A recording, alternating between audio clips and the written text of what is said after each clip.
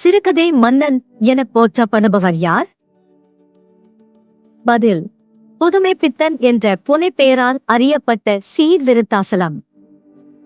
கலைஞன் தியாகம் யாருடைய சிறுகதை தொகுப்பு? பதில்: கி. வ. ஜெகநாதன்.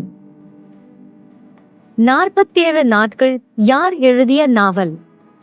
பதில்: சிவசங்கரி. வள்ளலார் கண்ட ஒருமைப்பாடு யார் எழுதிய நூல்? பதில்: மயிலை பொன்னுசுவாமி சிவஞானம் ம.பொ.சி. என்று பிரபலமாக அறியப்பட்டவர்.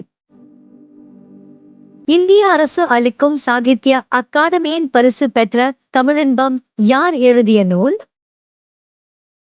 பதில்: இரா. பி. சேதுப்பிள்ளை. இந்த வீடியோ பிடித்திருந்தால் லைக் மற்றும் ஷேர் செய்து மறக்காம சப்ஸ்கிரைப் பண்ணுங்க. நன்றி.